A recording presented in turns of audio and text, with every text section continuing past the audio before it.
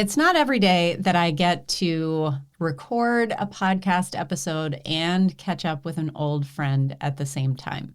But today was one of those red letter days because I got to chat with my friend Jessie of Jessica Arden Photography based in Charlotte now, who I knew way back at the beginning of my photography career as a local photographer here in the Triangle area, who at the time was doing primarily weddings and families and has now transitioned into fully boudoir work. She does amazing work. She is an amazing human. I had the distinct privilege of photographing her wedding back when I was still photographing weddings. So we go way back, and it was just so much fun to catch up and kind of hear how the trajectory of her business has gone. Bonus points are that I have somehow in my in absentia been able to continue to impact her business as she has adopted several of my strategies and systems in Charlotte. And I didn't even really know about that. I did notice a while ago that she showed up on my student roster and in my Facebook group community, which is amazing. But she's a busy lady. I am busy on my end of things. And so this was really the first time that we got to connect about sort of how that came about and what the result has been. So Jessie's boudoir business runs differently than a lot of boudoir photographers out there today. And she's killing it in just a few hours a week. I knew that beyond me just catching up with a friend, that part of the story was going to be really relevant for a lot of you. And I knew even before we hit record that you would enjoy Jessie's just kind of tell it as it is attitude. Shortly after we hit stop record, I always record these intros right after we talk so that, you know, what we talked about was fresh in my mind. She mentioned something that I wish that we had talked about, you know, while we were recording. But she said, I have this little piece of paper taped up by my computer that, she got this phrase from somewhere, but it was, I am a hot mess success. And she was talking about how she almost didn't contact me about being on the show because she had heard other boudoir photographers come on the show and talk about, you know, these big, very highly financially successful studios that they run. And she was like, that's not me at all. It's not how I run my business. It's not how I run my life. It's not who I am. I've got this thing taped up on my wall because a hot mess success is not necessarily a contradiction in terms. And I loved that and I said to her, you know, I think that that's one of the things that about you that is probably most relatable is the fact that even though it's not necessarily like this highly polished, super whatever exterior, you totally have your act together on the inside and have made amazing, not progress, but like money and impact in your business because you have leaned into who you are. So anyway, I know that you're going to love this conversation. I certainly did. And with that, I will introduce Jessie. Welcome to This Can't Be That Hard. My name is Anami Tonkin, and I help photographers run profitable, sustainable businesses that they love. Each week on the podcast, I cover simple, actionable strategies and systems that photographers at every level of experience can use to earn more money in a more sustainable way. Running a photography business doesn't have to be that hard. You can do it, and I can show you how.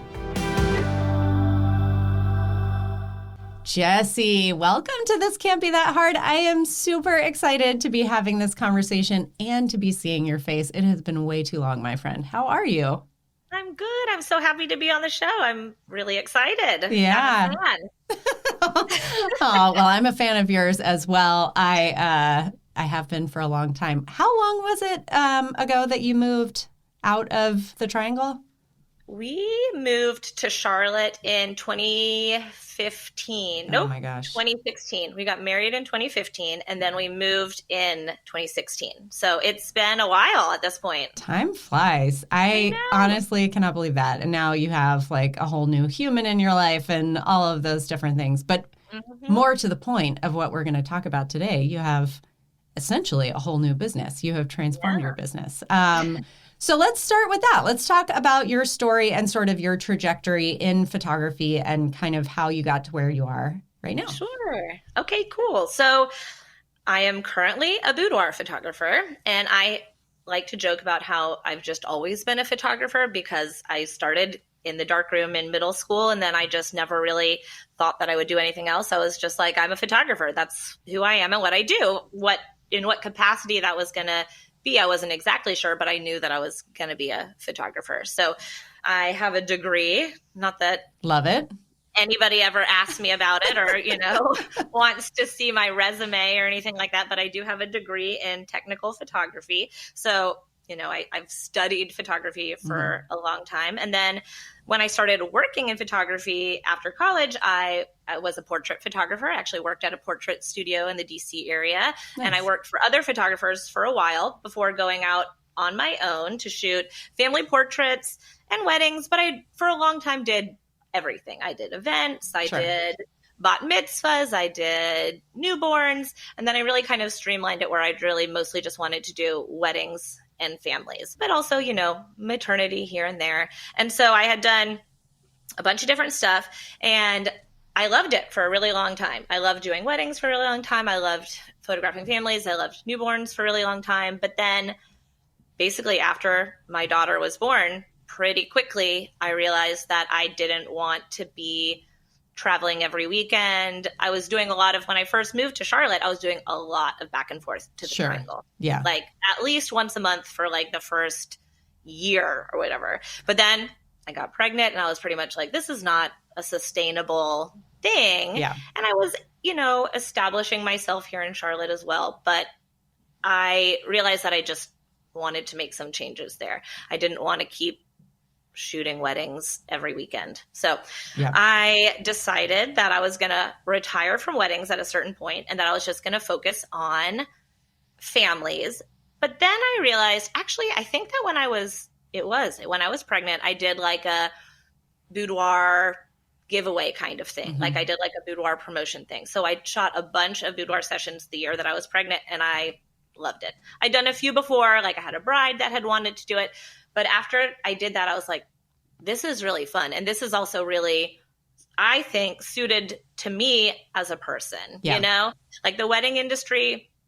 I didn't really feel like I ever fully fit in the wedding industry. You know what I mean? Like I felt like I was having to kind of like force it a little bit. And with boudoir, I realized it just came really naturally and it's what I wanted to do. And I also realized that I wanted to make my photography work with my life and not the other way around. Yeah. So I turned a room in my house into a studio I guess that was 2020. So 2020, I stopped shooting weddings completely, which I was like, maybe it was 2019 because it was like convenient that I wasn't shooting them in the pandemic. When the pandemic hit. Yeah, sure. It worked out because that was a terrible year for wedding photographers for sure.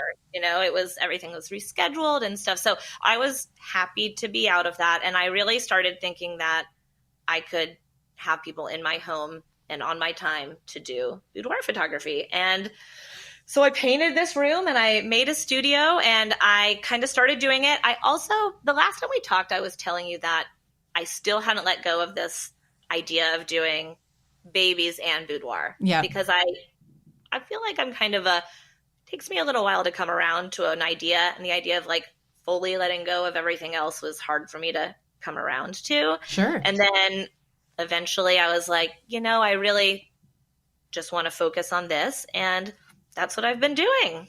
I love that. And I want to sort of just take a small moment to make space for that struggle that I think a lot of photographers have as their businesses or as their sort of careers develop. We change as people. We grow as people. Our interests and our focus and our whatever changes. And although it's probably not wise to bounce around a lot and like constantly be reinventing our businesses and our, what we offer and what we do, I think that it's similarly unwise to try and suppress or squelch that voice that if it is persistent that like, I'm not loving this anymore. I certainly had the same experience when I stopped photographing weddings where it wasn't that I disliked the work, and that was actually probably the piece of it that was the hardest. If I just hated doing it, that would be one thing. But it was this sense of like, I feel like I'm trying to put a, square peg in a round hole. And I kind of, when I have a wedding coming up that weekend, I'm like, okay. That is the feeling that I would get. And that's when I really knew that it was not a good fit. Like if you have a sense of dread before you do something, like dread, like, I'd not rather nerves, not whatever. Anything but this. Yeah. But I totally hear you. And it is, especially when you've been doing something for a long time, there is this piece of it that's kind of wrapped up in your identity where then saying, I'm going to say no can feel simultaneously scary and also like there's a grieving process almost. Mm-hmm. Yeah, I agree. And I think, like I said, I was kind of slow to come around to things. Like I have to like really mull it over for a while before I decide anything. And usually I kind of take like the slow way out. Like I'm just going to take weddings off of my website. I'm going to stop showing this thing and start showing what I really want to do. And that way I don't have to be like, attention everyone, I quit doing this. It could just be like, you can see that I am transitioning into this other thing. I don't have to like make a huge deal out of it. Yeah. Whatever. But yeah, I felt myself growing into a different version of myself that didn't want to do that anymore. But then it also felt like I think that I'm a really good person for doing what I'm doing now. And I think that it's unique. In weddings, I felt like I was one of many, many people, and I was probably not the best because legitimately at the end, I wasn't excited about it. You know what I mean? Right. Like I couldn't pretend to be really excited about the wedding details because I was not. Yes. Yep. I totally understand that. But like with boudoir, I love making people feel beautiful and showing people how beautiful they are and helping celebrate them and their bodies in all these different kinds of ways. It can be like a bride who's going to get married. Like that's one of my kind of client bases. But then a lot of it are people that have overcome things, what I mean? Who have had cancer and have gotten over it, or maybe they've had children or miscarriages. So it's like, and just to kind of show these women how beautiful and strong they are, that came really naturally to me. It wasn't like I needed to like force it or pretend. Yeah. Well, and for those of us who know you, that comes as zero surprise. I feel like that's kind of your superpower in the world is just really like you're one of those people where when I'm talking to you, I feel like I'm the only person in the room. You know what I mean? And it's such a gift. It's such an amazing attribute for anyone, especially this day and age. I talk to my kids all the time. Just the other day, I was saying to Judah, who's now 14, blah, oh my gosh.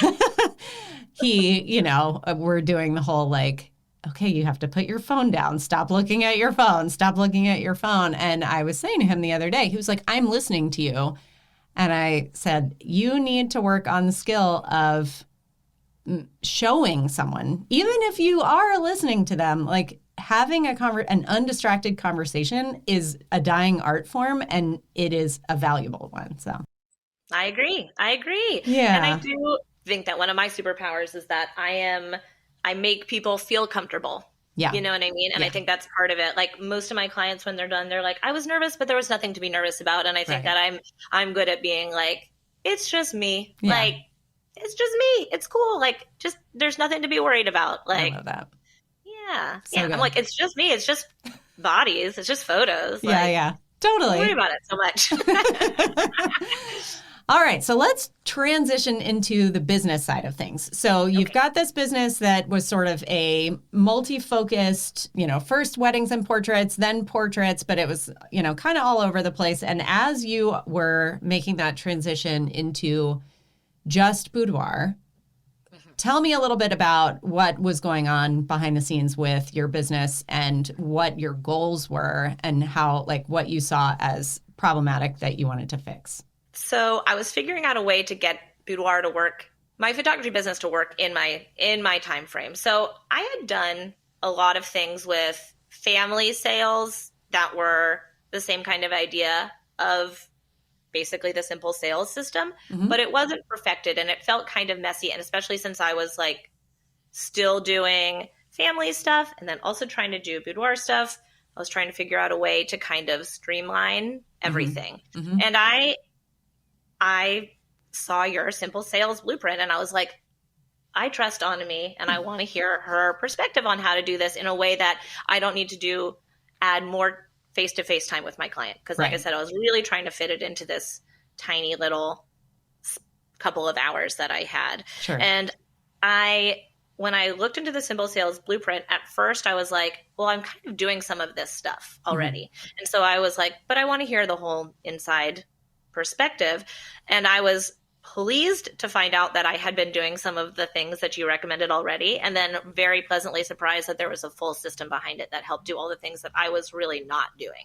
Like I was sending people slideshows and I was giving them package options, but then I was needing them to tell me all the information afterwards. Right. Like they had to tell me if they wanted to buy these prints. They had to tell me if they wanted this digital collection or this digital collection or this digital collection, which it was tiered, but it was complicated and it required more time. And I also did not have time to do in-person sales, which I know is a thing with boudoir. It's a thing, but it's also a thing with boudoir, which I see how that works, but I don't have the time. Also, I don't have the bandwidth, I think, personally. Like once I've spent like hours with somebody, I mean, that's just me. And maybe that could change. But I just knew that I wanted to grow this, but that I needed a little bit of help to kind of streamline it.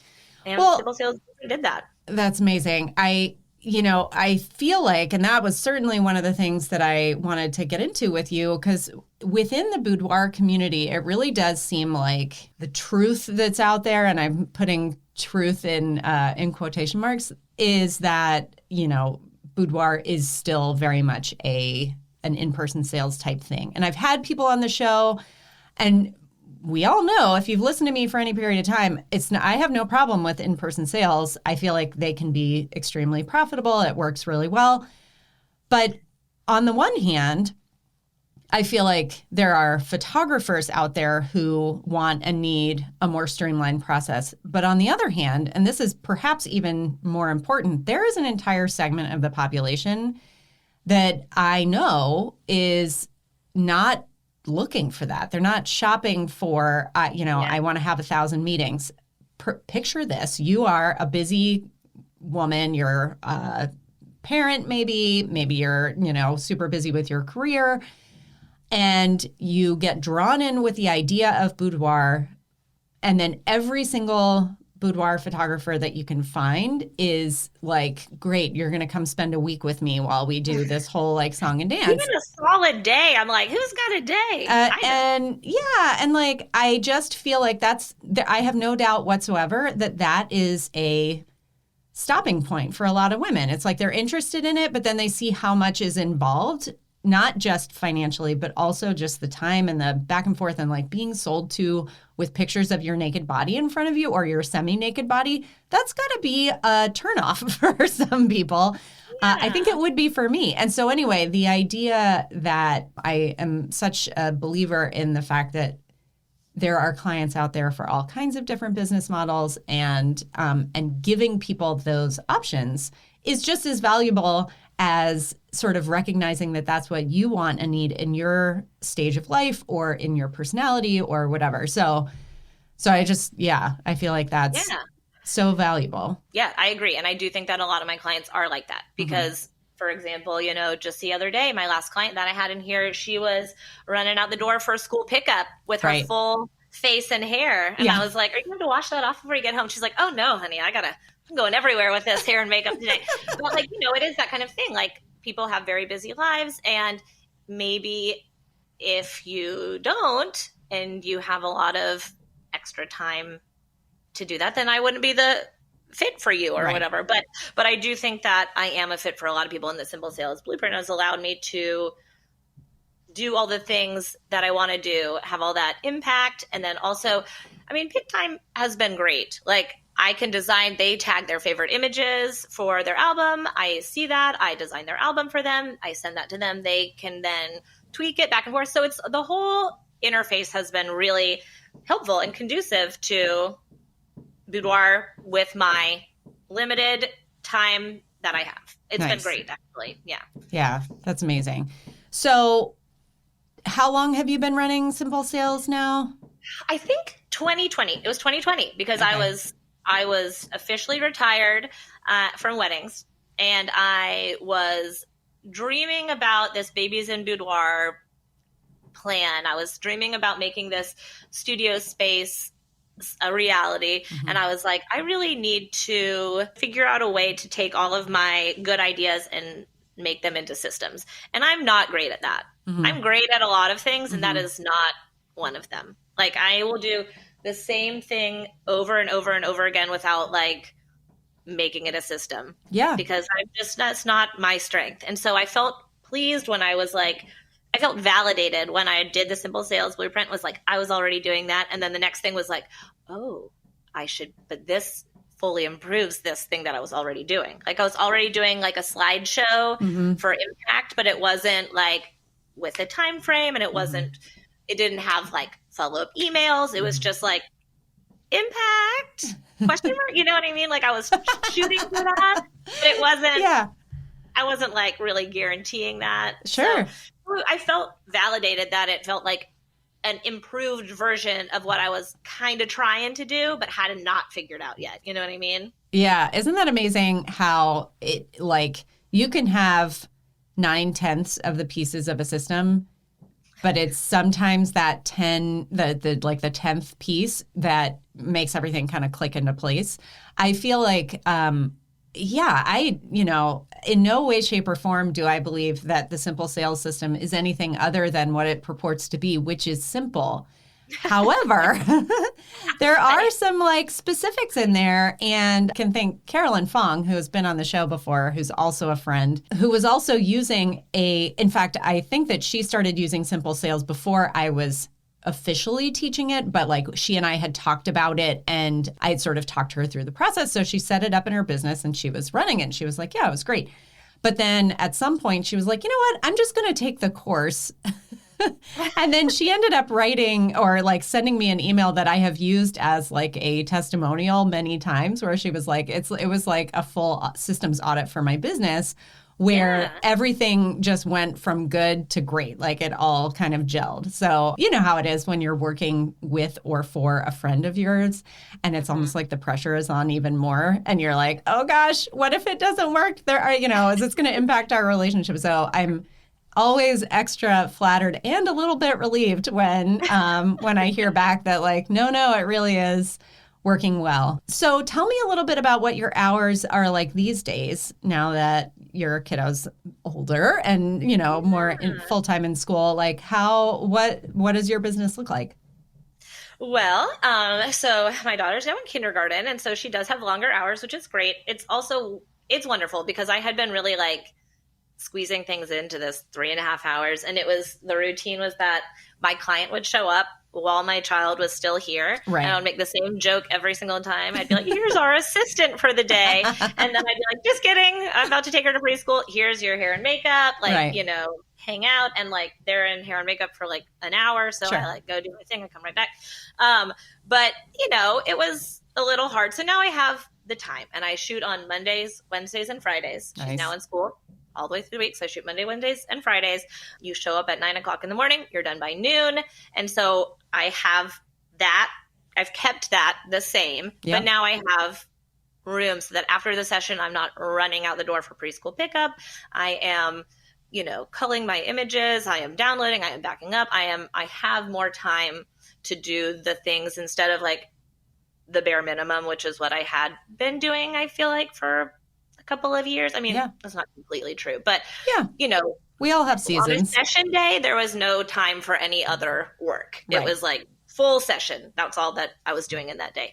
So now I have a little bit more time, and I am dreaming up some fun ideas for a little bit of like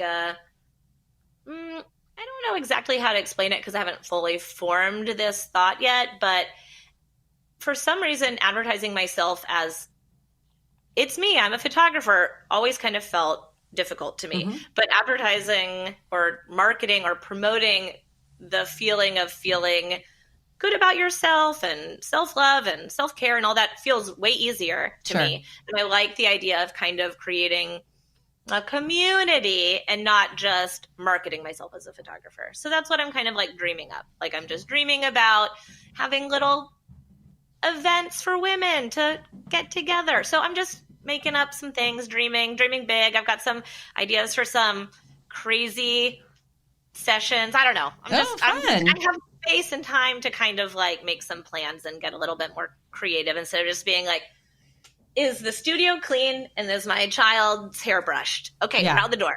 So. Yeah, and there's no way to bottle up and sell the like more time that's actually in your calendar when your child transitions from being primarily at home to primarily at school or whatever like that. But at the same time, I mean, I also think that the more organized the business side of our business is, the admin side, the fewer emails we have to write, the less like whatever, the tighter we can get that part of our business, it really does open up these giant channels for our imagination, for our creativity to flourish. And so I love that that's working for you. And you're also, and I think that you sort of like intimated this when we were going back and forth, that you're kind of really, you've gone all in on sort of embracing automation and stuff like that. What are some other ways that you're using that in your business now?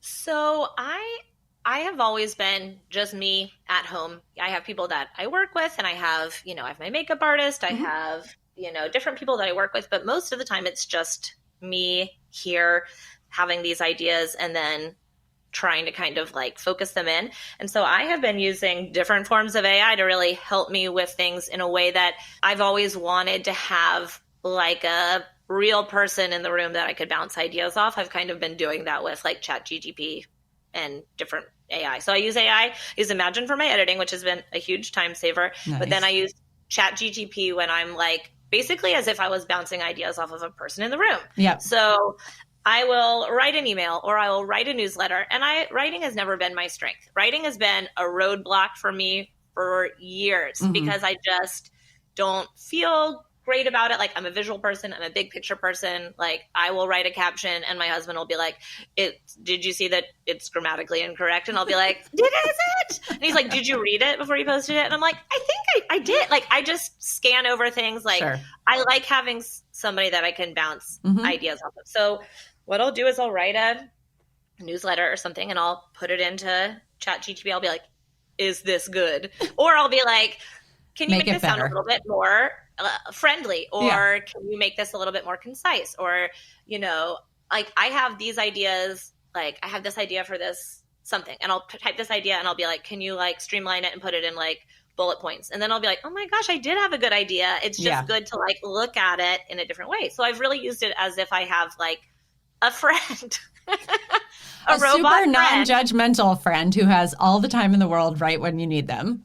Yes, exactly. And like wants to be like, I actually did that this morning. I was like, is this email good? And it was like, yes, Jessica, your email is friendly and to the point and grammatically correct. And you did great. And that's all I wanted it to tell me. I just wanted it to tell me that I'm doing okay and that it doesn't have like glaring mistakes that I have breezed by. You know what I mean? Sure. So I've really embraced that. And it's kind of like that little ChatGPT window is always up for me to kind of like, even if it's like, I'm going to do some captions. I'll be like, give me like a boudoir caption, or I'll write one and I'll be like, can you give me like 3 versions of this? And now I have 3 captions. Love and it. I just needed that because writing has always held me back. And so ChatGPT has helped me to feel a bit more confident and not hem and haw and take forever. Because I was like, it would take me forever. So now it doesn't. Yeah. Yeah. And honestly, I mean, especially when you come down to that, like done is better than perfect. It is so easy to get hung up on the things that we tend to hem and haw about too much. And for some people that's editing, for some people that's writing, for some, whatever. And so I love that you have sort of leaned into that in multiple places because, I do the same thing. It's, know thyself or whatever. Like, there are tools out there for just about every piece of the process. It's just a matter of like acknowledging that this is an area where I could use some help. And what's nice is that there are like financially, doable solutions out there. So that's amazing. Yeah, it's been good. And I really do that. Know thyself, I feel like, is a thing I've been saying to people all the time. Like, I as I get older, I am really not beating myself up about not being good at things and just really trying to like lean into the things that I am good at. Yeah. Because I have a lot of things that I'm good at. Yeah. There's a lot of things I'm not good at, and that's fine. I'm finding ways to kind of, I don't want to say like work around them, but like play to my strengths. Yep. And then get some help where I need it. Love that. So that I'm not just like, I'm going to write that newsletter. 2 years later, I'm really going to write that newsletter. Or like the last time I sent a newsletter was like 8 months before or whatever. So now I have a whole plan for the year. Love it. And I have themes, and then I can write them and I can kind of back and forth a little bit and get them out the door instead of just pretending like it's going to happen. That's so good. Wisdom for anyone in business, I think. That's so good. Jessie, tell everyone where they can find you and see your spectacularly gorgeous boudoir work. You can find me on Instagram at Jessica Arden Photo, and my website is jessica-arden.com. And yeah, you can find me there. I'm not really on Facebook. I'm on TikTok, but don't look at me on TikTok. I'm usually just a creep on TikTok. Or my daughter is like posting like weird things on TikTok and I find them like a week later. So don't call me. Oh my gosh. Yeah. I have avoided TikTok thus far, but we'll see. Oh, girl, it's so fun, but So my kids tell me. Amazing. Well, it is so lovely to chat with you and see you. Thank you so much for coming on the show. And I promise, talk to you soon. Okay, great. Well, that's it for this week's episode of This Can't Be That Hard. I'll be back same time, same place next week. In the meantime, you can find more information about this episode, along with all the relevant links, notes, and downloads at thiscan'tbethathard.com/learn. If you like the podcast, be sure to hit the subscribe button. Even better, share the love by leaving a review in iTunes. And as always, thanks so much for joining me. I hope you have a fantastic week.